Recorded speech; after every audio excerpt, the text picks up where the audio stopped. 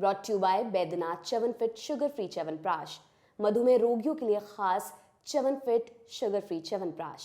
Congress party बड़े स्तर पर चंदा जुटाने के लिए आम लोगों के पास जा रही है। पार्टी ने 16 दिसंबर को डोनेट फॉर देश नाम से क्राउड फंडिंग कैंपेन शुरू किया है। पार्टी के नेता बता रहे हैं कि इस कैंपेन का मकसद एक समृद्ध भारत बनाने के लिए कांग्रेस को आर्थिक रूप से मजबूती देना है। राजनीतिक दलों की कमाई के आंकड़े बताते हैं कि बीजेपी की कमाई बढ़ी है और कांग्रेस की घटी है। बीते दिनों हुए विधानसभा चुनावों में कांग्रेस की हिंदी पट्टी के 3 बड़े राज्यों में हार हुई है। इनमें से 2 में उसकी सरकार थी। कुछ ही महीनों में लोकसभा चुनाव होने वाले हैं। उससे पहले चंदा कैंपेन चलाकर कांग्रेस ने कईयों के मन में ये जानने की उत्सुकता पैदा कर दी है कि क्या पार्टी का फंड वाकई में इतना कम हो गया है, क्या उसे कॉर्पोरेट फंडिंग नहीं मिल रही है, या ये सिर्फ उसकी चुनावी रणनीति का हिस्सा भर है। आपको ऐसे सभी सवालों के जवाब इस वीडियो में मिलेंगे। इसके लिए सबसे पहले ये समझना होगा कि राजनीतिक दल पैसा जुटाते कैसे हैं। 1 नंबर के पैसे की अगर बात करें तो मोटा मोटे इसके 2 तरीके हैं, सीधे लोगों से पैसा मांगना या बड़े औद्योगिक घरानों से पैसा मांगना। आम जनता अपने मन की पार्टी के कार्यालय में कैश देकर या उस पार्टी के खाते में पैसा डालकर या फिर पार्टी के इलेक्टोरल बॉन्ड जो है वो खरीद कर पैसा देती है। वहीं कॉर्पोरेट घराने इलेक्टोरल ट्रस्ट के जरिए या इलेक्टोरल बॉन्ड के जरिए पैसा देते हैं। कई बार पार्टी के नेताओं के बैंक खाते या पार्टी के फंड वाले खाते में भी पैसा दिया जाता है। ये पैसा जुटाने के साफ सुथरे तरीके हैं। अज्ञात तरीकों की संख्या काफी ज्यादा है। राजनीति की मामूली समझ रखने वाला भी जानता है कि राजनीतिक दल और उसके प्रत्याशी कई हथकंडों से पैसा जुटाते हैं। राजनेताओं के बैकग्राउंड, राजनीतिक दलों की फंडिंग वगैरह पर नजर रखने वाले एसोसिएशन फॉर डेमोक्रेटिक रिफॉर्म्स यानी एडीआर की रिपोर्ट के मुताबिक साल 2014-15 में कांग्रेस को पॉलिटिकल फंडिंग के रूप में करीब 765 करोड़ रुपए मिले थे। अगले 3 सालों में ये कमाई लगातार घटी। साल 2017-18 में पार्टी को सिर्फ 199 करोड़ रुपए की फंडिंग मिली, जबकि साल 2019 में लोकसभा चुनाव था यानी मोटे खर्चे का साल। उस दौरान 19-20 का जो साल था, कांग्रेस ने 998 करोड़ रुपए की कमाई की, लेकिन अगले 1 साल में ये फिर कमाई जो है वो गिर गई। साल 2021-22 में कांग्रेस की सालाना कमाई 541 करोड़ रुपए थी।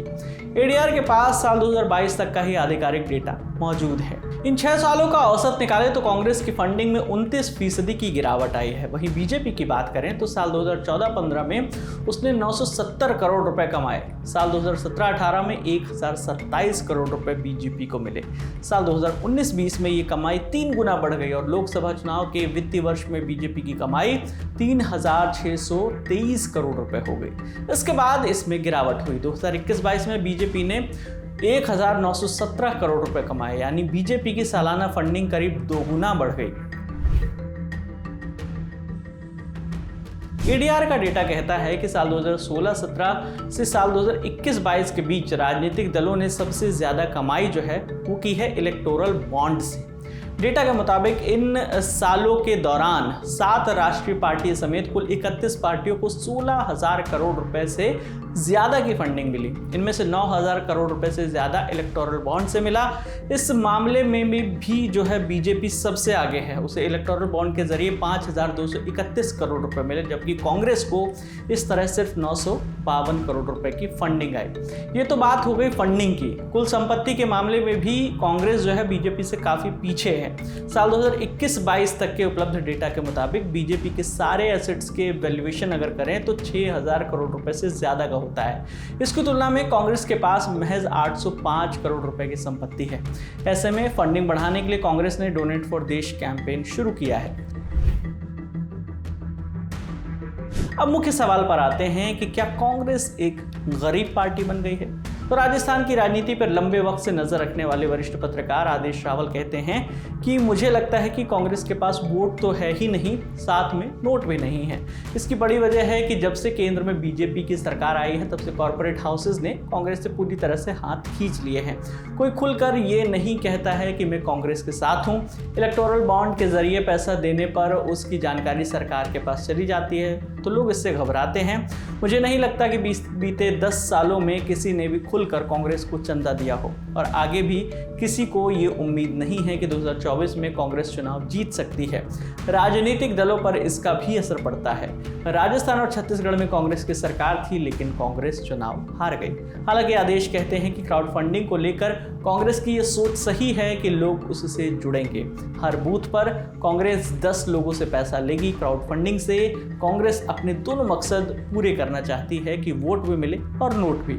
चुनाव आयोग ने इस बार ये प्रावधान किया है कि 20,000 रुपए तक का चंदा देने पर पहचान उजागर नहीं करनी होगी। पहले ये सीमा महज 2,000 रुपए थी। ये कैंपेन शुरू करने के पीछे एक वजह यह भी है कि अब पहचान गुप्त रखते हुए ज्यादा फंड इकट्ठा किया जा सकता है। आदेश रावल कांग्रेस को ऐसी गरीब पार्टी मानते हैं जिसके नेता अमीर हैं। उन्होंने कहा कि कांग्रेस इतने साल सत्ता में रही, लेकिन आज जब पार्टी के नेता विपक्ष में हैं तो विक्टिम कार्ड खेल रहे हैं। कह रहे हैं कि हमारे पास पैसा नहीं है, हमें पैसा दीजिए, हमें बीजेपी के सामने चुनाव लड़ना है। आदेश रावल के मुताबिक ये कहना भी गलत नहीं होगा कि कांग्रेस के लिए बीजेपी की तरह फंड इकट्ठा करना सहज नहीं है। आपकी इस पूरे मुद्दे पर क्या राय है, हमें कमेंट करके बताइए। आपके लिए तमाम जानकारी जुटाई थी हमारे सहयोगी शिवेंद्र गौरव ने। मेरा नाम है विकास वर्मा। देखते रहिए द लल्लन टॉप। शुक्रिया।